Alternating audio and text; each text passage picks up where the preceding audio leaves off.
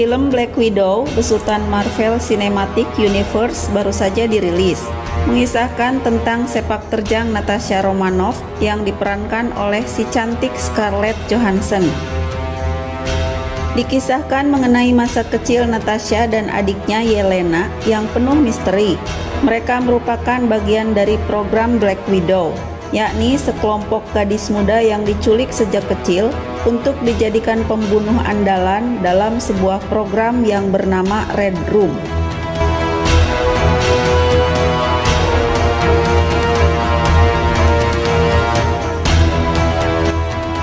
Konsep Black Widow mengandung 3 kata kunci, yaitu prajurit elit, wanita, dan Rusia.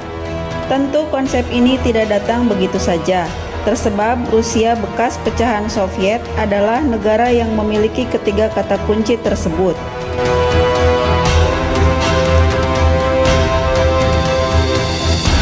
Namun sebelum dilanjut, mohon dukungannya dengan cara like, share, dan subscribe. Tekan tombol lonceng agar tidak ketinggalan video selanjutnya.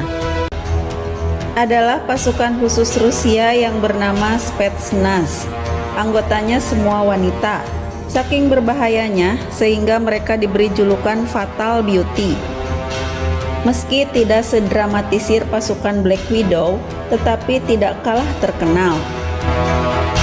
Para Spetsnaz ini juga menjalani latihan yang termasuk brutal. Bukan hanya keahlian tempur, tetapi juga fisik dan mental yang melebihi standar umum militer. Awalnya Spetsnaz hanya dikhususkan kepada kaum lelaki saja, tapi sejak tahun 2008, pasukan khusus wanita akhirnya dibentuk. Salah satu yang menjadi pertimbangan adalah karena banyaknya bibit-bibit wanita pejuang yang terkenal selama masa Perang Dunia Kedua melawan Nazi. Rusia memiliki 650.000 pasukan wanita yang bertempur tanpa gentar berdampingan dengan para pria. Mereka terbagi dalam beberapa satgas, seperti pasukan infanteri, pilot tempur, sniper, hingga pasukan khusus.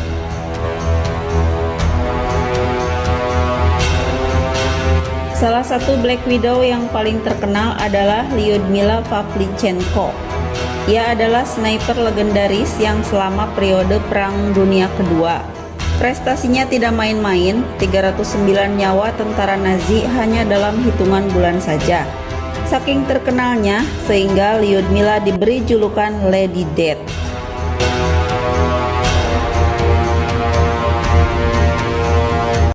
Semuanya bermula ketika Hitler melancarkan operasi Barbarossa pada Juni 1941.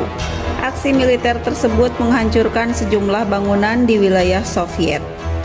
Tidak terkecuali kampus Universitas Kiev, tempat Lyudmila menuntut ilmu. Diserang Jerman, rakyat Soviet bersatu padu. Banyak dari mereka yang mendaftarkan diri menjadi personil militer, termasuk Lyudmila.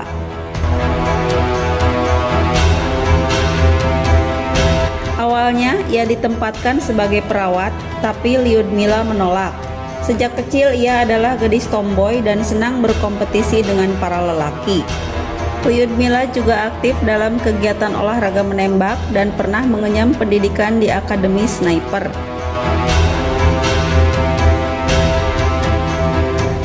Lyudmila pun ditempatkan di garis depan, bergabung dengan divisi senapan Chapayev ke-25 sebagai sniper.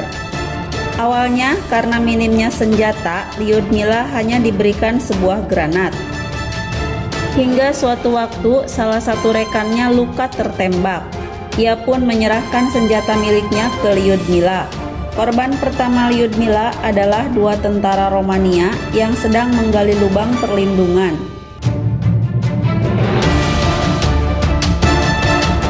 Sejak saat itu, prestasi Lyudmila semakin meroket. Hanya dalam kurun waktu sebulan, ia telah berhasil membunuh 100 pasukan musuh. Pangkat sersan senior dengan cepat diraihnya. Semuanya diperoleh berkat kerja kerasnya. Berangkat dari camp pada tengah malam, berbaring tanpa bergerak selama 15 jam menunggu sasaran. Yang saya rasakan hanyalah kepuasan, sebagaimana perasaan seorang pemburu yang berhasil menjatuhkan mangsanya, ungkap Lyudmila menggambarkan momen tugasnya di garis depan.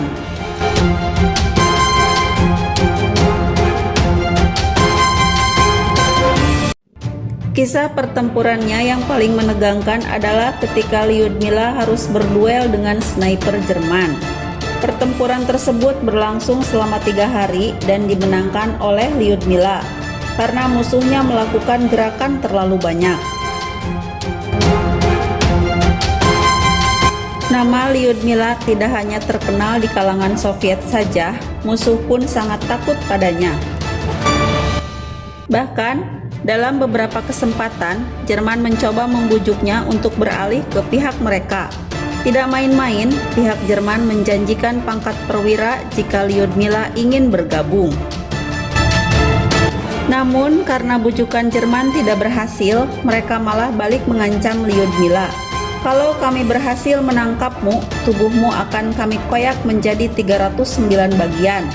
Angka 309 sebagai tanda bahwa pihak Jerman menyadari prestasi Lady Death.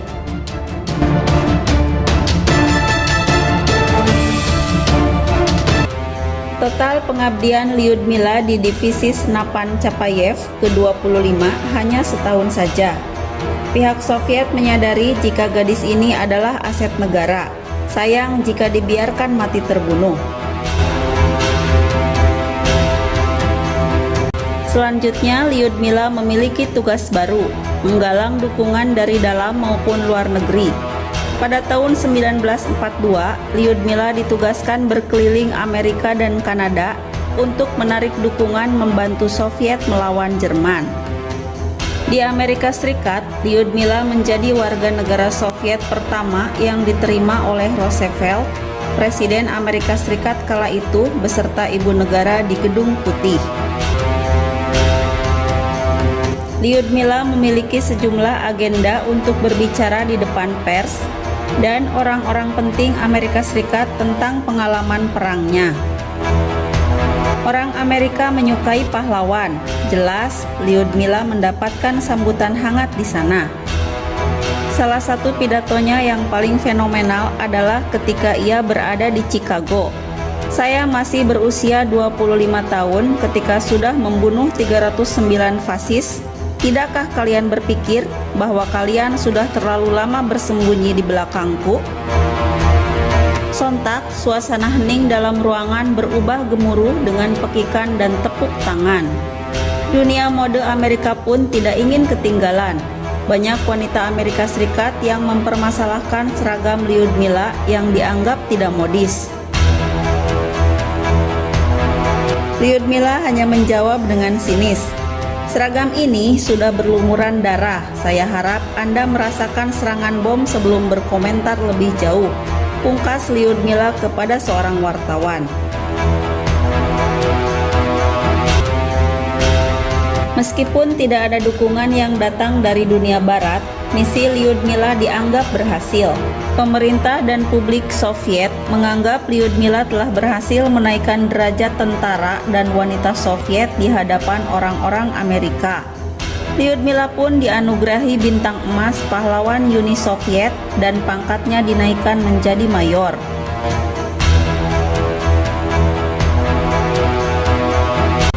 Usai perang, Lyudmila menyelesaikan studi doktoralnya yang sempat tertunda di Universitas Kiev. Ia menjadi sejarawan.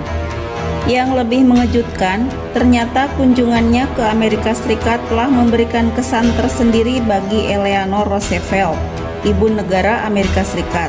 Mereka berdua akhirnya menjadi sahabat. Pada tahun 1957, ketika Perang Dingin telah dimulai, Eleanor Roosevelt masih sempat bertandang ke Soviet hanya untuk mengunjungi Lyudmila secara diam-diam.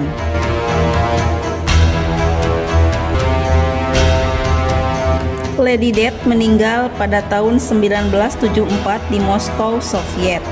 Ia terkena stroke karena depresi pasca trauma dan kecanduan alkohol. Usianya kala itu baru menginjak 58 tahun. Masih sangat muda bagi seorang Black Widow untuk berkarya bagi negaranya.